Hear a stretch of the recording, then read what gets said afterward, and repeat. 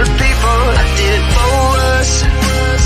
Back on this rap-ish, I ain't even broke a sweat, homie, this practice. Pondering my next move, staring at my track list, hope I ain't missing my window.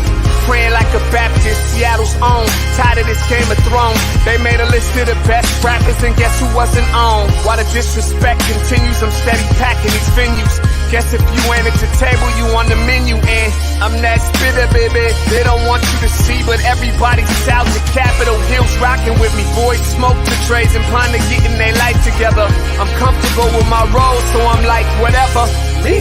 I ain't got a job, but I work hard. And you don't work hard, but you got a job. The irony is I'm judged while you feel the applause. I'm slept on, that's why I had to set this alarm. My dudes is armed, I'm armed with this arm charm. Body banging like she got that cream from Barry Bonds. Yeah. I did it for the city, I did it for the love, I did it for the people, I did it for us. That Dre season is here, a real hitter with a mic, I'm everything that they fear. With that hood ain't the same, I was all on their ass, I'm level-headed. So yo, my dudes love when I spaz, and I'm so over Seattle's passive-aggressive attitude. They don't call you back, what they really saying is F you. While I'm from the same place, I move at a different pace. I prefer if you just said it to my face, damn, I did it. I did it for the city, I did it for the love, I did it for the people, I did it I hate for these us. average dudes with they average spit, writing average rhymes, knocking average chicks. The closer I get, I can feel the people starting to shift. I'm loyal to a fault, and everybody can't come with. Rap's a rich man's game, I'm only playing with change. They bang models and singers, I'm knocking my own flame, I'm different. The crowd, I move with the chosen few. Black thoughts, I could be the front man for the roots. No diamonds and gold, I'm on my sticks and stones. If we can see your panty line, you should have on a thong. My team is strong, through this fire we forged a bond. And they already know what it is when I get on. To the hearse, party like it's December 31st. When I'm on my deathbed, I probably cracking my nurse. You ain't got the bars to compete, I'm a verbal athlete. Deflating these boys so they say that I cheat. Damn, I did it. I did it for the city, I did it for the love, I did it for the people, I did it for us.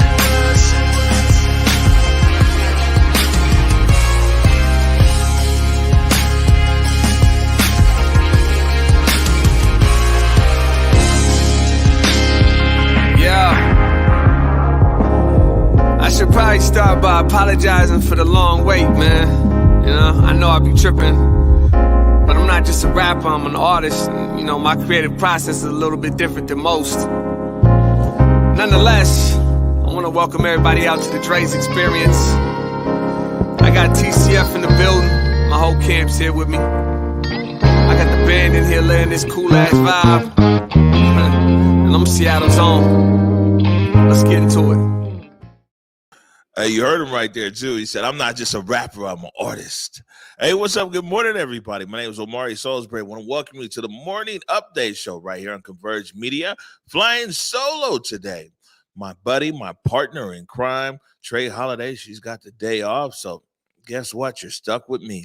That being the case, is the perfect time right now to remind you to tag and share the stream. Go ahead and tag and share the stream. Stream with people you know could appreciate culturally relevant news and information emanating from right here in the Emerald City. We got two guests today. We've got Michael Taylor Judd from the Human Services Department of the City of Seattle. They've got a utility discount program. You know, quite a few people are struggling to pay their utilities. We're going to talk about the utility discount program and what's going on there. And then also we got Paula Sardinas. Paula Sardinas will be joining us. Man, it was a lot. It was funky down in Olympia. Paula's going to tell us everything that was happening down in Olympia. What else we got going on here today? Oh, this is what I wanted to bring up to everybody. Tonight, 7 o'clock, right here, where you're watching the Morning Update Show, the South Seattle Emerald. The Emerald turned 7. It's a live stream. It's going to be pretty dope. It's going on tonight, 7 o'clock. You want to make sure and tune in right here. Anywhere that you're watching the Morning Update Show, you can watch that. All right. On the national front, we got a few stories here today. First one coming out of Elizabeth City, North Carolina. This is CBS this morning. A North Carolina judge has decided not to release body camera video of a deadly police shooting, at least for now. Sheriff's deputies killed Andrew Brown Jr. while serving a felony drug warrant last week in Elizabeth City, North Carolina. And that's where we find our Manuel Bojorquez. Manny, good morning to you. Why isn't the judge releasing this video as Brown's family wants it to do? Well, good morning. The judge said that releasing the video could hurt the investigation and threaten the safety of anyone who is on it, and he ruled that it will remain out of the public eye for at least 30 days. For the first time, we got to hear the district attorney's version of what happened the day Andrew Brown died. Prosecutor Andrew Womble, who viewed the body camera videos and a dash camera video, said Brown's car, quote, makes contact with sheriff's deputies twice before shots were fired. Attorneys for Brown's family dispute that and say Brown never hit any of the deputies in the 20 seconds of videos that they have seen so far. They say any confusion will be cleared up if the tape is released to the public. A few protesters clashed with police in Elizabeth City last night during the 8th straight day of protests. Now, the family is claiming a partial victory because the judge ruled that they will be allowed to view redacted versions of all the videos within 10 days. Anthony? Well, thank you. All right. So again, like these guys are playing a game down there in North Carolina, and it's a lot of tension is growing. They haven't released this tape, as you saw right there, and now there's people. So there's the original community that's there in Elizabeth City. People got an issue with the sheriff. It was the sheriff that went served this warrant and shot Brown. They don't necessarily have an issue with the city police, Elizabeth City. It's Elizabeth City, North Carolina. That's the police. Pascal Tank is the sheriff that's over there. Now, nationally, you've got a lot of people that are migrating down there. One of the reasons people are migrating down there is like they're not being transparent around the tapes. And then another thing that's happening, because it's small town, you know, it's interesting because Elizabeth City is a small town. There's 17,000, 18,000 people. I promise you, when I went to school down there, I knew everybody in the city. 17,000 of them. But you know, one of the things that's interesting for my friends that live there is that, you know, the city is becoming more and more polarized over this. And it's a lot of just inflammatory racist statements that is happening there. You know, by people people have known their whole life or went to school with. Like, people are choosing sides over this thing here in the city. And so I really don't see it getting better before it gets worse over there, especially with him sitting on this tape. But we'll keep an eye on it. In other news, and this is good news right here. The feds came in and they've indicted these guys down there in Georgia for the murder, for hate crimes, for the murder of Ahmaud Arbery. You guys might remember, who've been watching the Morning Update show for a long time, is like we were talking about what was going on in Brunswick, Georgia for a while before it made it to a national story. It came across it, and we started following it and some everything else. This is a clip right here from 11 Alive, WXIA in Atlanta, Georgia. Federal hate crime and attempted kidnapping charges just brought against 3 white men accused in the killing of Ahmaud Arbery. This comes more than a year after Arbery, a black man, was chased down and shot while jogging in a neighborhood near Brunswick. And that is our top story this morning. Arbery's family attorney says these charges bring some relief and a safety net if the state fails them. Travis McMichael and his father Gregory were charged, along with the third man, William Roddy Bryan Jr. They are each facing 1 count of interference with civil rights and attempted kidnapping. The McMichaels are also charged with using, carrying, and brandishing a firearm during a crime of violence. 25-year-old Arbery was jogging through a Brunswick neighborhood last February when he was shot and killed. The indictment charges the McMichaels armed themselves, got into a pickup truck, and chased Arbery through public streets while yelling and using their truck to cut off his route before threatening him with firearms and killing him. Esley Merritt, an attorney for Arbery's mother, applauded the hate crimes charges. Hate crime charges were really important to Wanda. She advocated for a hate crime law to be passed in Georgia so that no other family would go without that additional protection. But we want to see these men convicted and held to the fullest extent of the law, which would be life in prison. Arbery would have been 27 years old. Mother's Day weekend. Merritt says these federal charges are like a Mother's Day gift for his mom. And we have more on the charges over on 11alive.com. We also included a timeline of the killing of Ahmaud Arbery, so you're up to date.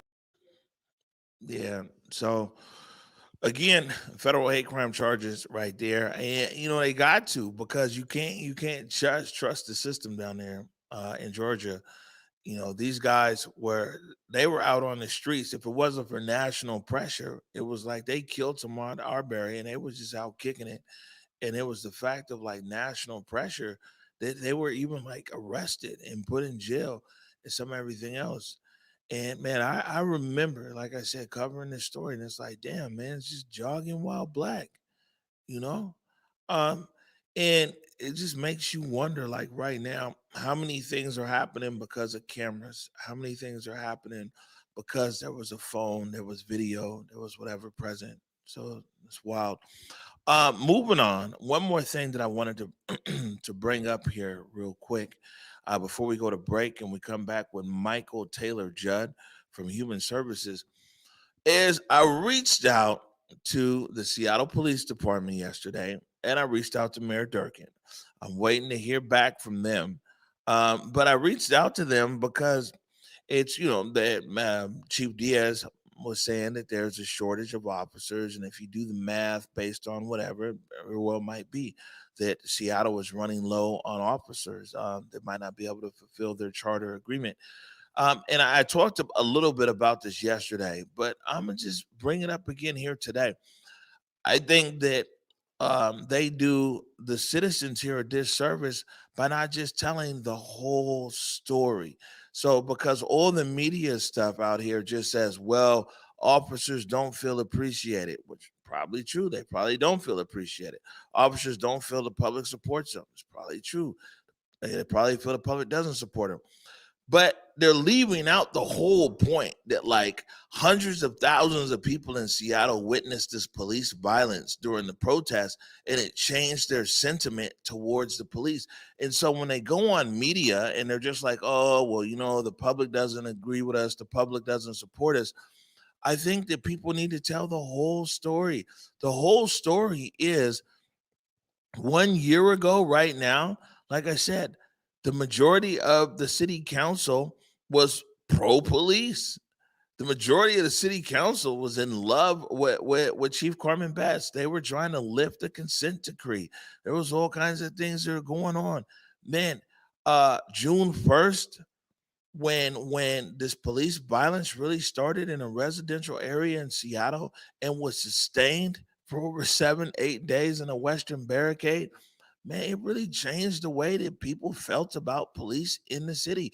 So, like, SPD should really probably be saying, like, hey, we had a great relationship with the community and with the city council, and the events of the summer has put things in a position where we need to rebuild relationships with citizens and whatever with the city council or whatever. But they're not saying that. People are just disingenuous. They're just going on TV and being like, oh, well, look at all these exit interviews. The exit interviews say that officers don't feel this and that. Man, tell the whole truth.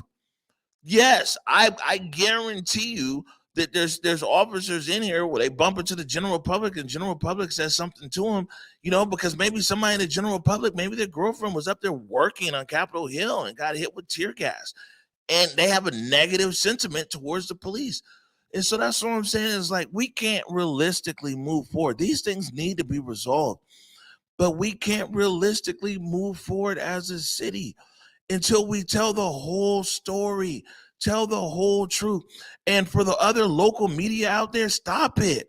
Why don't you guys? I mean, we just a little engine that could over here. You guys are supposed to be the ones that are digging deeper on this issue with these exit interviews. You guys keep talking about, oh, here's the exit interview. I haven't seen nobody say, I wonder what the Seattle protests played into public sentiment, and maybe that's why these exit interviews say what they say. You know what I'm saying? I mean, other local media, this is your job. You know what I'm saying? You're not supposed to just go with these press releases and these narratives, man. So, anyways, we're going to take a short break right now. When we come back, we've got Michael Taylor Judd of Human Services talking about utility discount program. You're watching the Morning Update Show. I did it for the city, I did it for the love, I did it for the people, I did it for us. Back on this rap ish, I ain't even broke a sweat, homie, this practice. Pondering my next move, staring at my track list, hope I ain't miss my window. Praying like a Baptist, Seattle's own, tired of this Game of Thrones. They made a list of the best rappers and guess who wasn't on? While the disrespect continues, I'm steady packing these venues.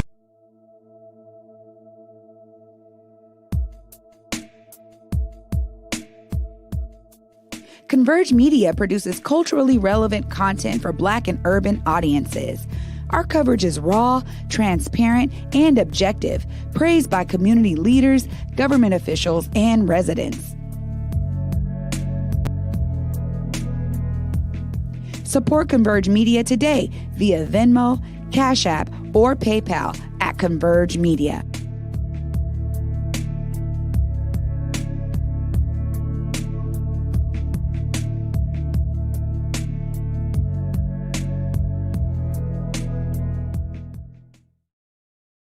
The story of Converge Media did not start at the Seattle protests or at the onset of the COVID-19 pandemic, nor 4 years ago when we very first opened our doors. The true story of Converge Media is firmly rooted in the legacy of Black media heroes of yesterday, whose shoulders that we stand upon today. Converge Media is firmly rooted in the pioneering spirit of Horace Caton Sr., who over 125 years ago launched the Seattle Republican newspaper alongside his wife, Susie Revels Caton, a trailblazer in her own right, serving as the associate editor, a groundbreaking feat for a woman and especially a Black woman at that time. We are rooted in the visionary eye of Al Smith, who documented Black beauty, culture, vibrance, and excellence through his lens. We are rooted in the benevolence of Fitzgerald Beaver, who envisioned the Facts newspaper, the very same newspaper where my father, James Salisbury Jr., was a staff photographer over 4 decades ago. We are rooted in the broad and innovative shoulders of Chris Bennett, who with his Z-Twins radio took the story of Black excellence to the airwaves. We are rooted in the fearlessness of Roberta Bird Barr, who 56 years ago broke ground and shattered stereotypes as she hosted the TV show Face to Face that tackled issues of race and equity head on. We are rooted in the rhythms of Gordon Curvey, whose music Inner City brought our culture and vibes to TV screens across the Emerald City. Converge Media is also inspired by our contemporary icons. We are inspired by the commitment to storytelling from Tony B and Rainier Avenue Radio, and inspired by the passion and dedication of Marcus Harrison Green of the South Seattle Emerald. So you see, when you look at Converge Media today, and especially as we celebrate the 1-year anniversary of the Morning Update Show, just know that our story did not begin with us, nor will it end with us, as it is our duty at Converge Media to broaden our shoulders for the next generation of Black media innovators to stand firmly upon them and to tell the stories of our community to generations yet to come. Share the stream.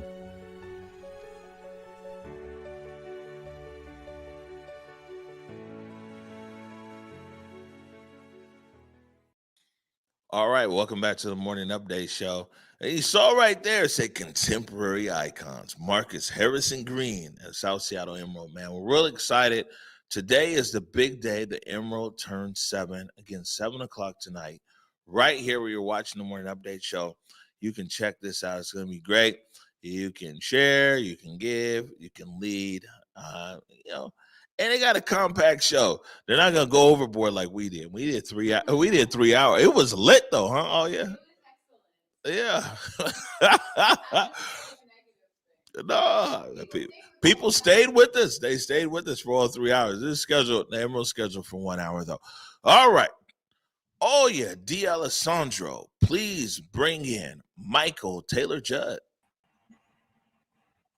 Whoa. Good morning, Amari. How are you? Yeah, I'm doing okay. How are you?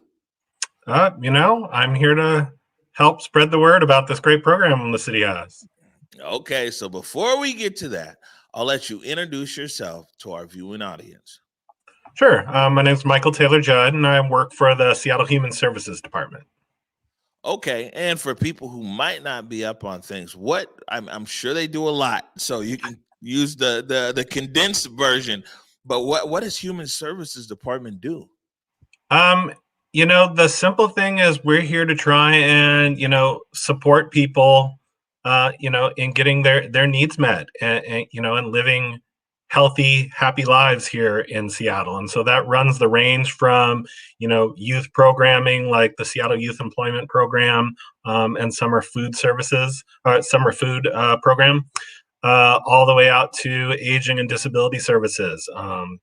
We had you on our some of our age-friendly live virtual events earlier this year. Bringing conversation, important news, and information out to some of the older Americans, and then everything in between, including helping families and households afford to live here in Seattle, which is what we'll be talking about today. Yeah, affording to live. Being able to live affordably is important. And that age friendly, that was cracking, man. And so for people who don't know, right, man, I got to hang out with all of our elder buddies across the city of Seattle. And it's like, if you know me, people who know me, it's like, if you really want me to move on something, let it be about the kids or let it be about our elders. Because with that, even like that show that day, it was happening the same time as the morning update show. It is very rare I'll ever leave my own show to do something else. But I remember that morning, man, for Age Friendly, I was like, I'm hanging out with all the elders today and we're going to have a good time. I forgot that was part of Human Services. Yeah. That's good stuff. All right. So tell us now, what are we talking about here today? Is this a utility discount program? Yeah, so we have this program called the Utility Discount Program, and it provides assistance to households with either Seattle City Light or Seattle Public Utilities accounts. And if you're a customer, that you can get a 60% discount on your electricity bills, and you can get a 50% discount on your water, sewer, and garbage bills. And this is a discount that's available to households that meet family income guidelines and are residents here in Seattle. Are we finding that many of our residents here are having troubles paying their utilities, and that's why you guys have launched this utility discount program? It's not a new program. We've had it around, I can't remember how many years, but it has been around for a number of years now. We're very lucky here in Seattle that, some of the original city leaders, years ago, were able to make some decisions that helped us own some of the lands up in the mountains there that provide our hydroelectricity, and that we have publicly owned utilities here, which is not something that is common in many cities, certainly not in many other places, not just in Washington, but across the country. They saw what happened in Texas. Yep. There was a whole lot of private utilities down there in Texas and a lot of failures, by the way. Yeah. And so our city leaders now believe very strongly, and our utilities believe that if we're publicly owned, that we have a duty to, to give back and to help folks, help all of our residents, get through. And so it's a real privilege, I think, at the Human Services Department for us to staff this program on behalf of the utilities. Yeah, well, and people should realize too that it's the gift that keeps on giving, because this kind of makes sense because of where we are in America and topography and everything else. Like, we have cheap electricity here, generally speaking, because of the Columbia River, you know what I'm saying, and the BPA. There's so many dams that are sitting there on the Columbia River to provide electricity, and as well as this fresh water coming off of the Cascade Mountain ranges and everything else. So it's like we're already in a position to win, and so it's good that win is all making its way all the way down to people in our community who really need it the most. Tell us, man, how do people get up with the Human Services Department on this utility discount program? Sure. To be eligible, You have to have a household income that's at or below 70% of the state median income. And so, for example, if you've got a household of 4 people, you can earn up to, it's just under $6,000 a month, or an annual income of $71,952 before taxes. And we've got a chart on our website that shows income guidelines. And, you know, if you've got more than 4 people in your household or less, it'll sort of walk you through that. And you can find that at seattle.gov/UDP. All right, good stuff. Well, I'll tell you this, man. I really appreciate you joining us here this morning. And, you know, it's a good thing, too, because, you know, on the morning update show, a lot of times, just because the nature of the news these days, there's a lot of places where people are very critical of city government, right? And I really appreciate the fact that you're able to come on here this morning and really be able to shed some light on some of the things that are happening here that are providing real-time, valuable services to the citizens of Seattle. Well, thank you very much for having us. I mean, this is the favorite part, you know, the job, right? When you can tell people about good things that we have on offer that help people and help support families, help support their households, and, you know, make sure we can all get through, you know, this current public health crisis and come out the other side. So. All right, good stuff, man. Thank you so much, Michael. Have a wonderful day. All right, you too. Bye-bye. All right. Michael Taylor Judd right there from Human Service. Man, I didn't know Human Services was doing all this and that. I mean, they got a lot of stuff going on. Utilities, some of everything else. I think we're going to take a ZYD break here right now. And when we come back, we're going to keep the conversation going. You're watching the Morning Update Show. Public Health, Seattle, King County, Zero Youth Detention, along with our partners from across the South King County region, are committed to reducing violence and creating the conditions needed for our neighborhoods to be safe and free of crime. Too often, the response to crime and violence has been a piecemeal approach with a program here and a program there. When family units collapse, schools fail to educate, the economy fails to produce jobs, and crime rises, we've looked to law enforcement and punitive measures to save us. Nothing could be more wrong or further from the truth. Law enforcement can't shoulder all the burden or take the rest of us off the hook. We are acknowledging the lived experiences of Black, Brown, and Indigenous communities. We are centering community as the experts who can effectively identify key issues related to systems, policies, and practices that impact children, families, and communities of color across this region. Those most impacted by the issues will help call out and identify the root causes, including structural and systemic factors. 150 residents will partner with King County to develop strategies, solutions, and an action plan that explicitly addresses system changes needed and eliminates barriers to access for Black, Brown, and Indigenous folks. These residents will also identify the criteria used to measure our collective success. Simply put, we need your help as we do the work needed to make King County the safest in this country. It will take specific commitments from all of us, community members, our young people, elders, and leaders from the sectors all across this region. Together, we will get this work done. Please click the link below and sign up for a work group. Or you can recommend a co-facilitator from community for each work group.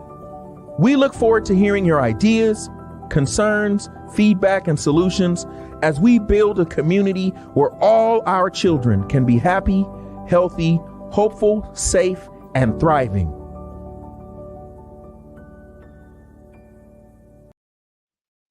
All right, welcome back to the morning update show. My name is Omari Salisbury.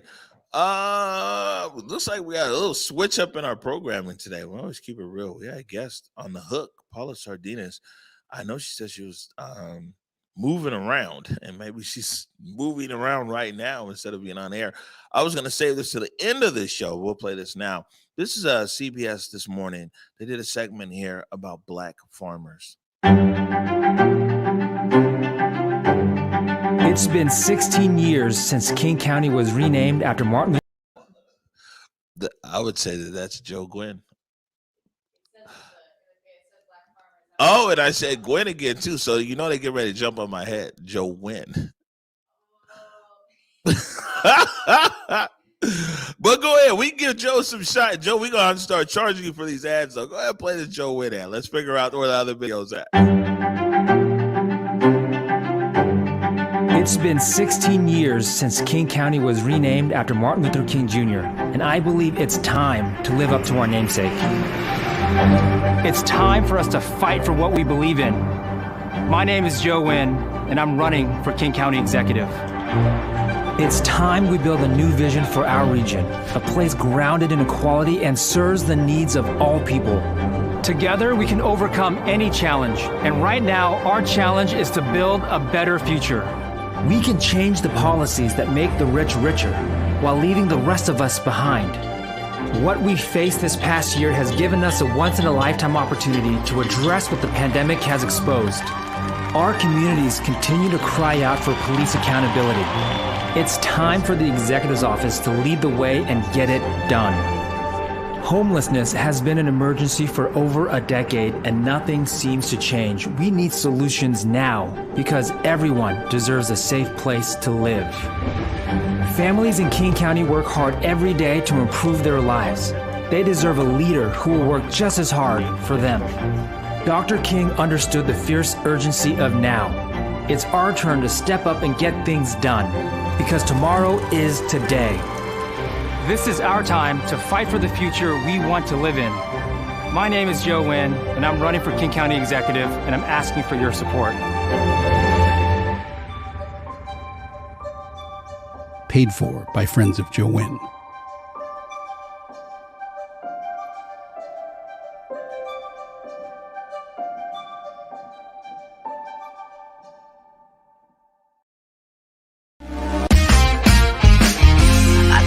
The city, I did it for the love, I did it for the people, I did it for us. Back on this rap-ish, I ain't even broke a sweat, homie, this practice. Pondering my next move, staring at my track list, hope I ain't miss my window. Praying like a Baptist, Seattle's own, tired of this Game of Thrones. They made a list of the best rappers and guess who wasn't on? While the disrespect continues, I'm steady packing these venues.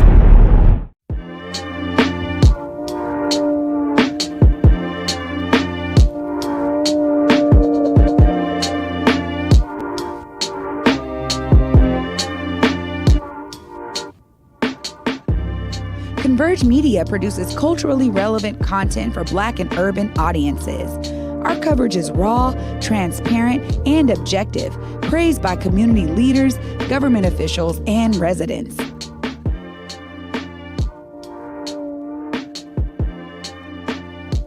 Support Converge Media today via Venmo, Cash App, or PayPal at Converge Media.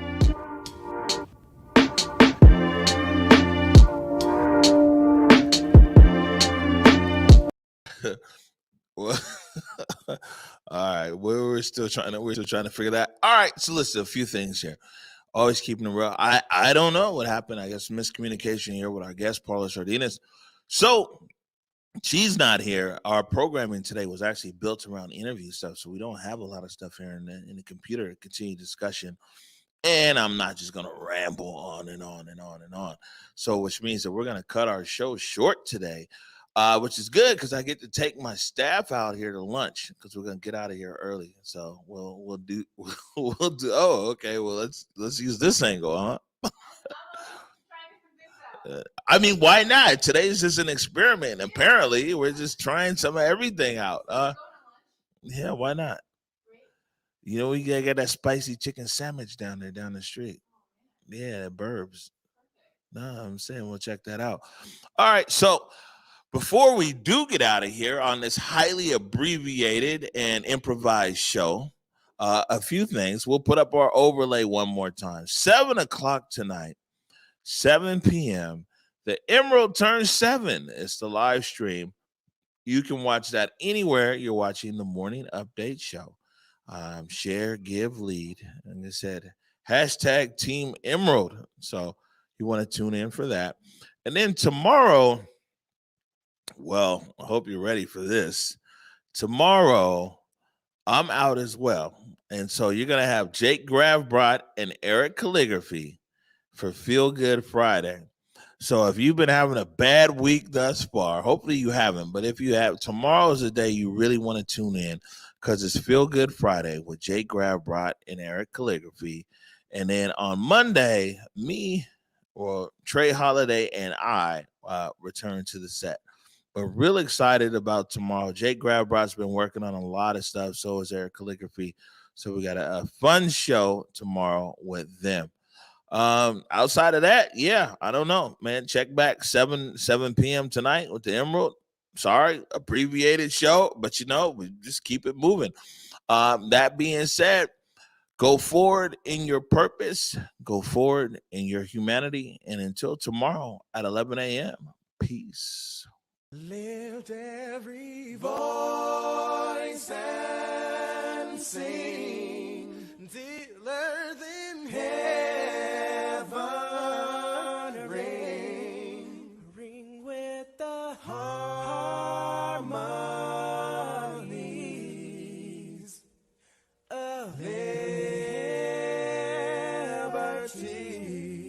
Let our rejoicing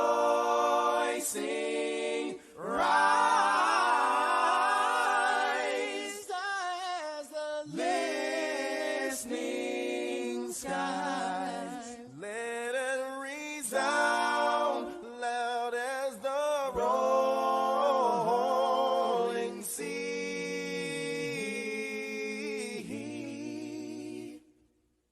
Sing a song full of the faith that the dark past has taught us. Sing a song full of the hope that the present has brought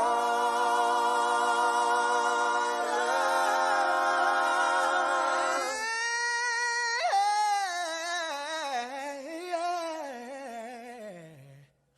Facing the rising sun of a new day.